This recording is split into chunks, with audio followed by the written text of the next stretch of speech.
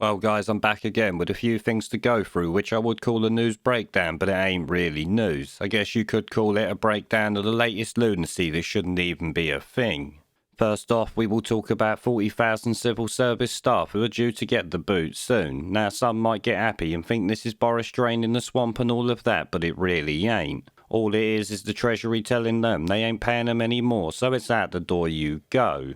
This, it claims, is people employed to deal with bat flu and Brexit, but to be honest, I wouldn't get too happy about this lot going because the money saved not employing them will just be spent sending money and weapons to Ukraine, so you won't actually see any benefits from it.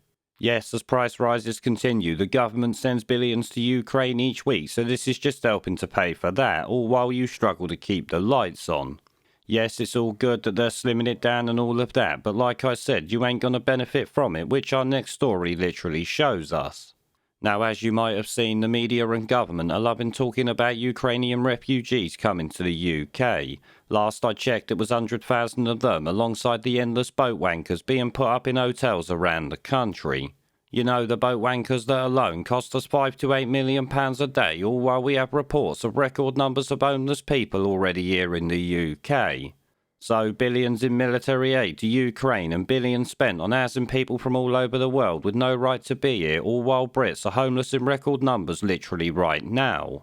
Then, of course, we got the fact that more will likely join them thanks to inflation and the cost of living crisis that has literally only just started to hit.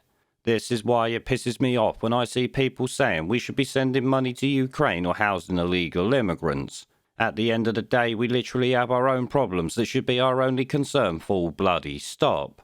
Now up next we have more reports about the damage done by lockdowns and saving the NHS, as the Telegraph writes here. Children's early development at risk as bat flu still hampers vital NHS services, something we already bloody know.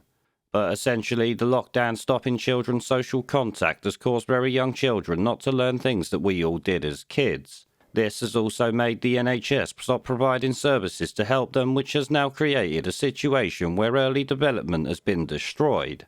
So once again, saving the NHS is damaging the lives of the ones who are not at risk from bat flu in the slightest, which the government actually stated themselves. This means that all who supported lockdowns, face masks and things like that should be made to own this one alongside every other damaging effect of the past 2 years, the absolute scumbags. Now, following on from that and sort of related to it, we have the government taking the absolute piss by blaming the travel industry for the recent chaos that we have seen with people going on holiday.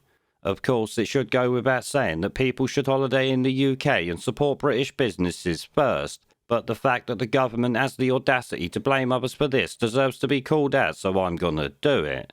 As you know, it was the government and politicians who shut down the country, forcing staff all over the place to be let go or furloughed.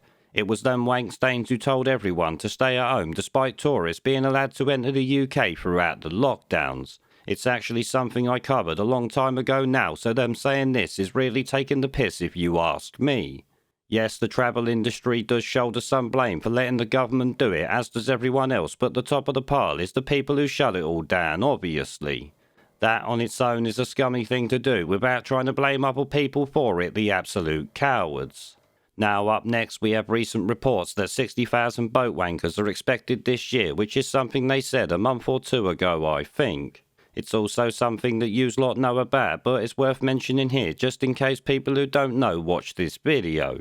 Of course, the 60,000 claimed will likely be 100,000 or more, especially if you include the ones who don't get caught. But either way, a fuck ton of them are expected this year that will double the amount who arrived last time. All of this while they're bringing in the same amount of people from Eastern Europe as I mentioned a little while ago. So pretty piss poor Patel is doing a great job when it comes to limiting immigration, I've got to say. Now up next we got more government lunacy involving net zero, heat pumps and £110 billion of your tax money. Yes, the great con job continues, with it now being reported that these worthless heat pumps will require government funding to the tune of about £110 billion, which as we know with any government project should be at least triple to be even close to the final cost.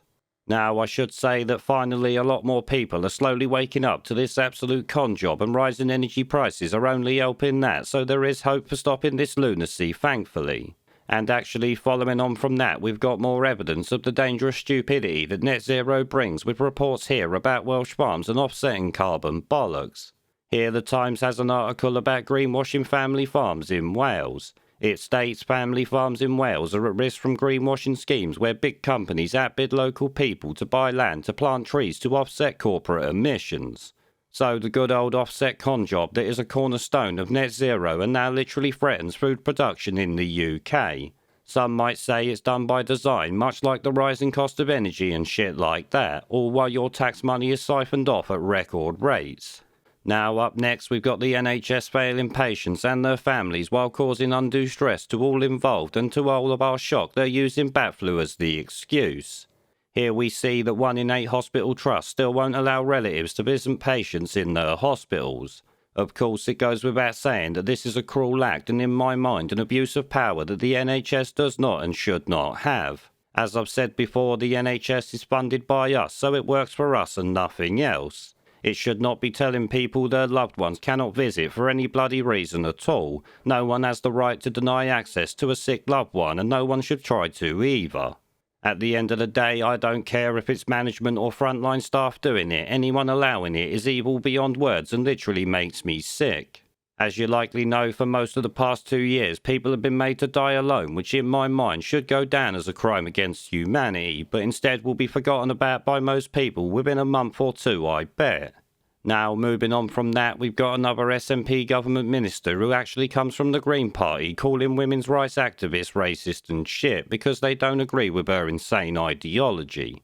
Yep, as some of you might know, the SNP are pushing a bill in Scotland that will allow anyone over the age of 16 to change gender just on their say-so. Literally no doctors or that are needed, they can just do it. Them just saying it will be enough under this lunatic bill, literally giving them access to women's only spaces.